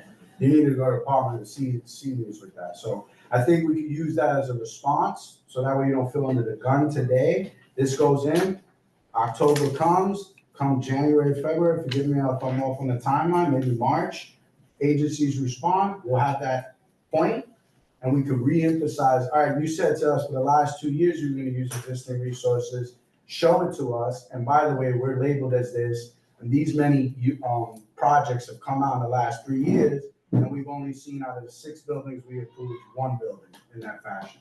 And we might be able to put a little bit more pressure to HPD to show us their pre-looks. I love when they come with their pre-looks, you know, which is to your point, that CB11 gets to be proactive because of pre-looks, not reactive. So, we all agree we're gonna keep number 5, right? Yes. Awesome. So expense budget, priorities and requests. The expense budget is to study land use and zoning to better match current use or future neighborhood needs. We'll go back to number 5 if you guys really want to modify it. I see the energy. Let's finish this up real quick, right? Explanation, provide funding for a study to catalog all existing vacant lots and vacant residential properties in CB11 which can be developed or reactivated as affordable housing. There exist many formerly occupied residential properties in CB11 that have been warehoused and kept off the market for many years and often decades. If rehabilitated and reactivated, these properties could again provide many hundreds of affordable units for East Harlem residents. Similarly, many vacant lots can be redeveloped for the same purpose. So I think that takes care of the overarching concern of throwing out to the agencies, hey, help us develop our neighborhoods. I would implore and push us as members to be a part of that planning process. So that way we're not just putting in the request, right?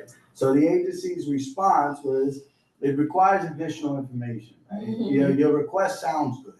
Sounds very motivating, right? Well, point us in the right direction. Okay. And I think that, and forgive me if I'm wrong, Angel, I think we had some people in the past do some type of surveys of the district. Yeah. So we had the intern, the fellow last year that did, Yes. looked at, Could we bring that back to life, man? yeah. It was just, Okay. yeah. And that will help some of us, because I'm gonna really start pointing at, because I hear, you know, most of you, this is your 3rd or 4th season with me. So now that I know I've heard you advocate for this, you're now gonna be tasked, right, with us coming with deliverables to be able to substantiate our advocacy for our district. So requires additional information from the community board regarding this request, and absolutely the staff's recommendations to keep. So I have a question. I'm curious if asking for all existing vacant lots and vacant residential properties in CD11, it's what we should ask for, but maybe we're asking for too much, and they're not willing to go and do the entire CD11. So their And response, could we list maybe a couple specific corridors like 3rd Avenue? So that because if they're asking for more information, if we listed out specific parts of the district, then they can't turn around and say, oh, we need more information. No, like we pick so specific areas. if you don't mind, just so that we, you know, respect everyone's time. The long story short, I'm always for trunking things down. The verbiage is very subjective, right? And I don't disagree with that fashion. But our position as a board is to request for the moon, the stars, and the sun. And if we fall short in the sky, then we could point out. What I'm pushing the committee, what I'm asking you all to be motivated and engaged to do, because I've heard this argument respectfully a lot, right? Sometimes it's taken up, 75% of the meeting about the zombies, and I learned these terms from you guys. I don't know these terms, right? The vacant lots, and I'm a builder and I'm a developer, so I'm learning a lot of these terms from the body. And I say that to say this: we need to do that second step, right? Because I think had we done that respectfully, right, we had the intern assist us in the process, and had we carved out time, again, I'm playing Monday night quarterback as well because I'm the one that is leading the charge. We also had 2 or 3 ULIPs that popped right after we started stressing this request, which came out of the development of another project that we were concerning ourselves with when DCP was doing a presentation. So, in summary, I think that when Angel gets us back that document, that those that are really interested in driving this in response for what comes in March or April of 2026, we have done that homework. we have listed and labeled exactly, and it sounds, I even fell in not reading that document, and I now am challenging myself to be an expert of it by October, to say to each other like, yeah, you're right, because I don't know that answer. And I don't know if any member in this board knows that answer. Of, yeah, they look vacant. I walked by a vacant building just now. It looks vacant on 124th Street between Lexington and Park, but I don't know, right? And maybe, yeah, Angel. Didn't Carrie and Uptown Grand do a survey? Sorry, just thinking out loud. That's good. So I think I have 3 or 4 things to say. I'll say them fast. So one, I think you should keep this. This is a new one from last year. You guys were very enthusiastic about it. But piggybacking on what you said, I think this requires engagement with DCP, you know, and they come to our meetings every month. So we can always say to Jose and Trevor, they're both very responsive. Hey, you know, let's pencil some time in next month to start this conversation. Here's some of our ideas. You know, I can see as I'm walking around, these 5 buildings seem empty to me. Do you have a listing of all the vacant lots in our district? And then start from there. And like I was saying before with the study stuff, kind of be focused and stay on it so you can get those answers. I think it's going to require working together. And then they'll be, I think, more receptive to providing the answer, to responding in kind to the question that we're asking here, the request that we're making here. The other, so there's just 3 things. The third thing is the candy header handout. I'm was gonna only say 2. one thing. So 2 things. Candy. Thank you, and then sorry I'm not able to be there in person to engage, but I'm agreeing with most of the stuff that is being said. But as far as those you know, these DCP stating to be more specific, we've been specific. Even, you know, it's been already, it's gonna be 19 years we're doing this, and we're still keeping these buildings that are already still vacant. And my concern is now is the structure. Are the structures still steady enough to, you know, for even if they go in there to repair these buildings that are still abandoned? 110, 109th Street, Lexington Avenue has been abandoned for the past, I guess I gotta say maybe 20, 30 years. So it's not like this is not, it's plain view. And you can tell by the way the building is and how it's being kept on that block. And that's just a few that I'm just stating. But 106th Street is starting to get fixed up. It looks like the owner is, you know, has some money or something is going on. And so, you know, I think that we gotta still stay on top of them, but now we also have to be concerned about the structure of these buildings and the conditions that they can be holding up right now because they've been so badly abandoned, you know. So it is a priority, and I think we gotta press more hard on. We have an ask, and we got to stay on that ask because I know that they listen to us. We're a model, and even George James can tell you. I mean, most of the stuff that's been done has been because they've in the city has been because of what we, the Community Board 11, has been staying up late at night working with, like right now. So, you know, it's crazy for them to keep asking to be specific. It's crazy. And I'm sorry I'm taking up It's too much time. okay, Candy, and just for clarity of context for the membership to maintain position, right? It's the first time we formally asked, right? That was what was brought up. We formally asked this last year. It's been an advocacy, probably you're right, for most of us, I definitely know before I was born. So we'll resubmit the same request, right? Come March, we'll have our homework and our task with the next 5 months to collect, educate, right? That's gonna be my word for the next 3 months. Educate yourself, so then that way you're prepared come 2026 to collaborate and advocate, right? It's very difficult to advocate when we're not necessarily pointing at the fruit. And I wanna be able to tell DCP, hey, and again, I'm speaking for myself, I did not read this intern's report, and that's a shame, right? I didn't read it, and I'm your chair. So I know that some of us from our conversations may have not, and I'm pretty certain maybe those properties were identified, right? So I want to take that initiative respectfully, right, before we try to rewrite what we don't necessarily know. Yes, Angel? So, I'm gonna ask that we try to close up, because I'm getting high from the window. Someone's having a good time outside. And I gotta drive home. Yes. Just kidding. So as for that report, like all our fellow reports are on the website. So you go to the website, resources, reports is right there, it's the first one. Thank you. You're And welcome. I'll take the initiative and just send it, because I know how it is. It's sometimes it's a challenge, I get it. I suck with computers. Yes. Just something I want to share, something I just remembered, looking at this, talking about like vacant lots of rentals. It's one thing that you could get from the report, and something that the city is doing that I read an article recently is that they're actually giving like landlords money to And no one like wants it. Nobody wants it, yeah. So Nobody if wants it. They're not Yeah. doing it. Yeah, they're not. They're not- Yeah, so Is it the you know, 25,000? Yeah, For the and they lease, can yeah. even double it. Yeah. But I'm like, we get this data and we actually take it to maybe housing that committee and like, hey, like these are all the vacant rentals in the neighborhood. Can someone reach out and see what's going on, XYZ, so.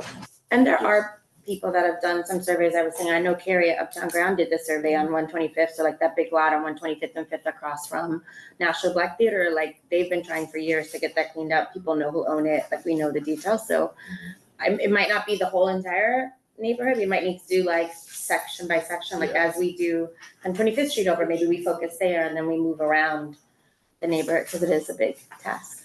I'm cheesing because I'm so excited. We got a lot of work this year. So I would love to move on, as Angel said, let's take a motion on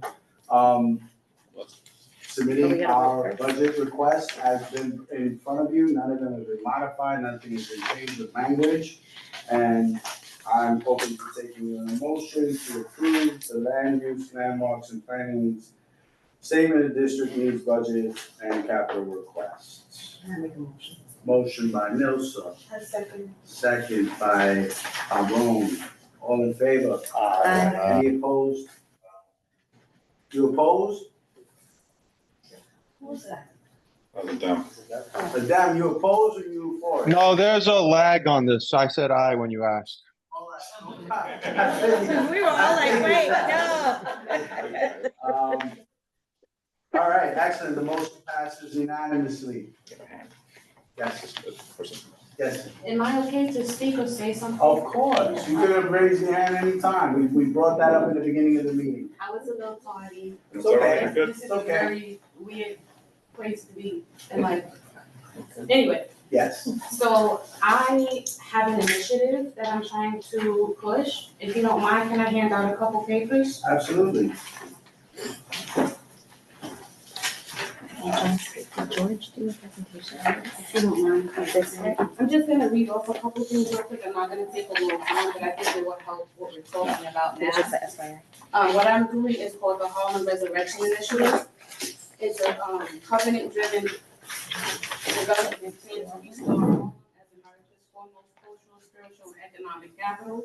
And in deep history and forward-facing strategy, the initiative unites emergency housing, landmark restoration, faith-based infrastructure, and economic sovereignty into a single vision to secure Harlem's legacy while preparing for future generations for prosperity, healing, and global leadership. I'm not gonna go through all of it because hopefully you can see it, but I didn't want it to be too meaty because I didn't want to come out too strong.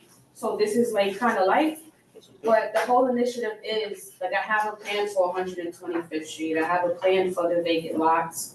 I have a plan for how it could possibly be financed. I have a plan, like a lot of the questions that you guys have, I kind of have a plan for, and this is, I'm serious about it. So if you're interested, let me.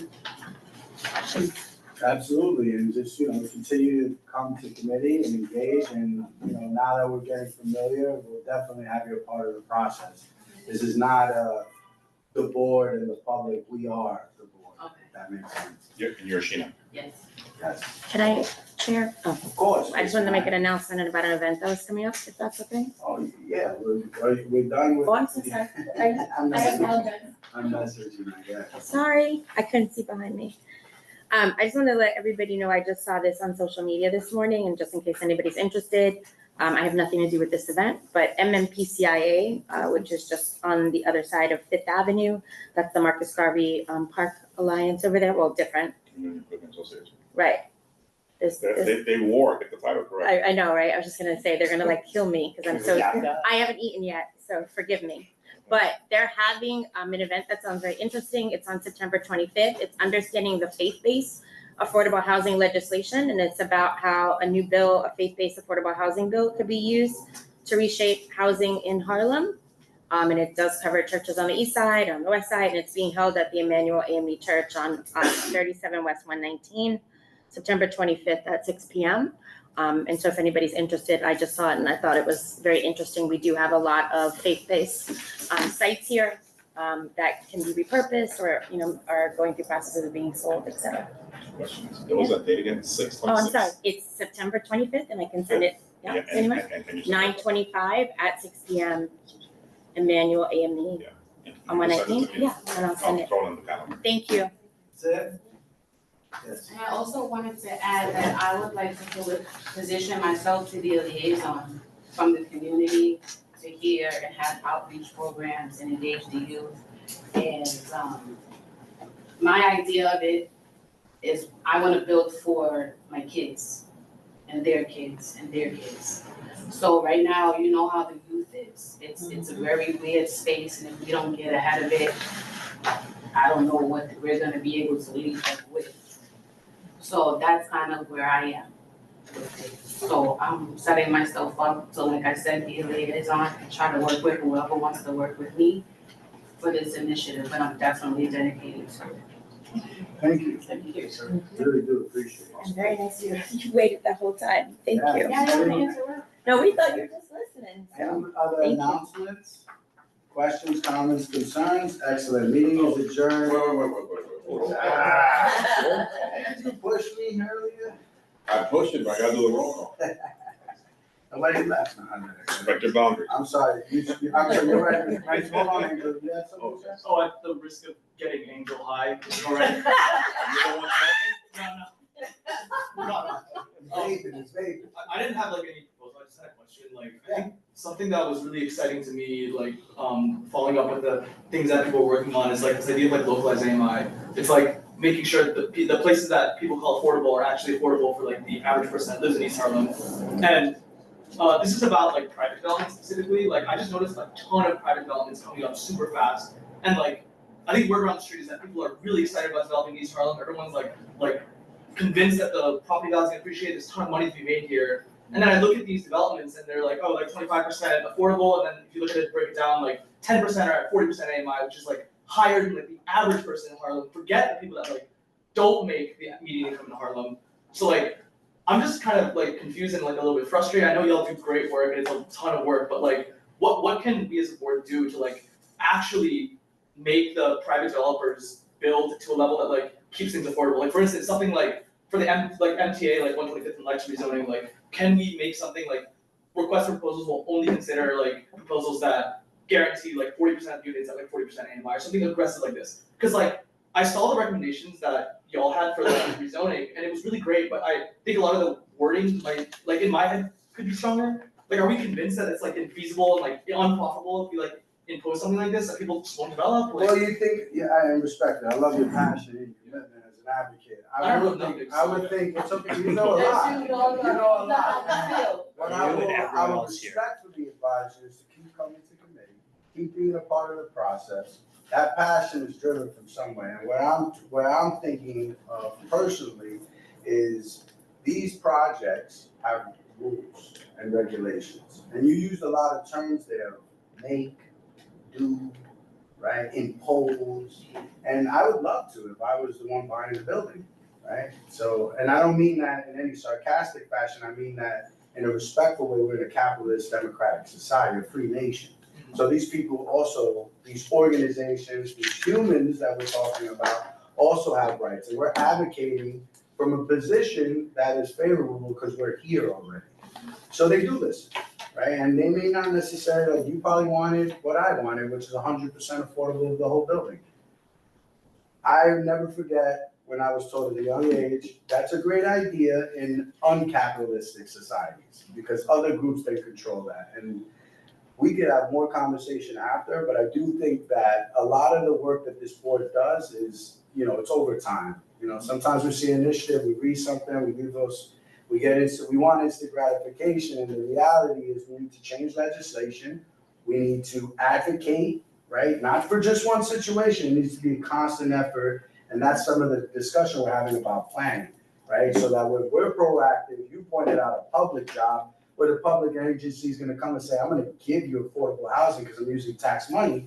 The conversation is how do we make that interest to the private developer, right? Who's also investing and putting that money into the district. So it's a very long conversation. We can continue to have that effort. And like I asked the young lady, I would ask you and any other member of the public, show up, see the seats empty, right? We got seats and we love for you to engage and we would love to give you space and we would love to plan and to work with you and with other constituents in the district. Yes, Amy.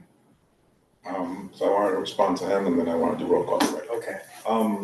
So I want to suggest that, if you have a few free moments, view a forum that we hosted last summer, June 7th of last year. We had HPD come and speak about how affordable housing is financed. This table and the board shares those ideas and that passion, those questions. The reality is that they were operating currently within the existing rules, and we try to push around the edges to try to get as much as we can within what is feasible per the existing rules. One. Step two, that does not mean we don't push for new rules, right? So I've been here a little while. So I'll give a simple example. So like HPD does a lot of the affordable housing financing.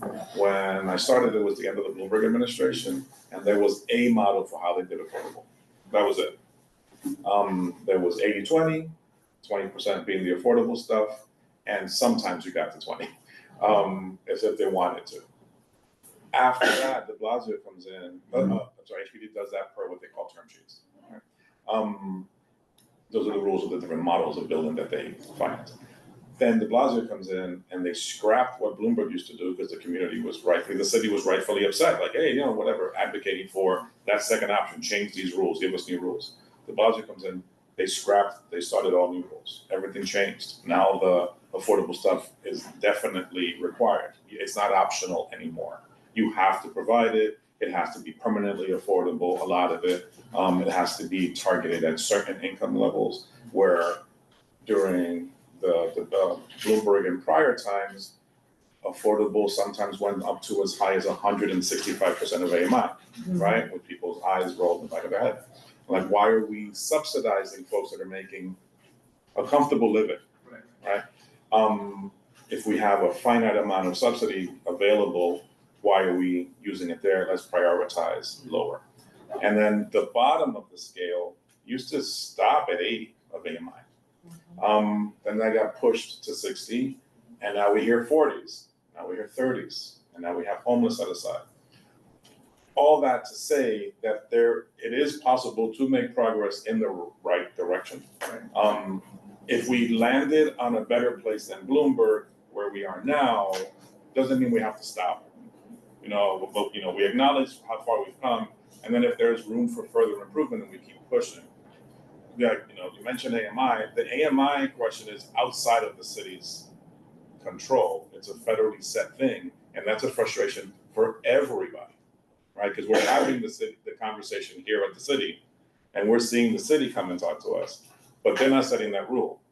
The feds are setting that rule, and it's I think we all agree, a ridiculous rule, but it is what it is. So where before the city, like understanding that where before the city used to say, okay, 100% of AMI, we no longer have that conversation.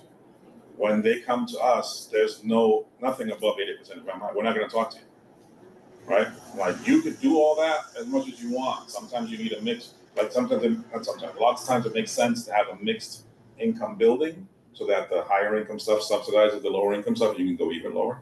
But we're not going to be directly subsidizing market rate units. Yeah. You could cross subsidize it, but we're not going to give you public dollars, right? So we're going to allow you, we're going to be okay with you having, charging whoever wants to pay $5,000 a month. That's their business. But then because of the revenue derived from that, then some of that needs to be targeted to your bottom line so that you can afford to provide units that are $500 a month or $1,000 a month, that kind of thing. So I'm gonna stop for everybody's sake, but please look at that thing, it's very informative. And then if you have follow-up questions, email me at the office, and I'm happy to talk about this up all the time. It's on YouTube, under the board, and you'll see it with land use. Yeah, June 27th last year. June 27th. Yeah. Yeah, 24. Yeah, APD did the whole thing, that was pretty good. Thank you both, Okay. Roll call. please. Members, when I call your name, please answer present. Adem Briha, Present. Kenneth Crouch is absent, Jessica Elliott is absent, Pascal Hanu, President. Jewel Jones, Present. Nelson Orama, Present. Beverly Pavone, Present. Derek Stampone, Vinnie Torres is absent, Jason Villanueva, Present. Candy Vivas Vasquez, Here, Nye Whitaker. Present. Oops. We have one. Meeting's adjourned at 8:37 PM. Don't say anything silly yet. good night, everyone. Good night.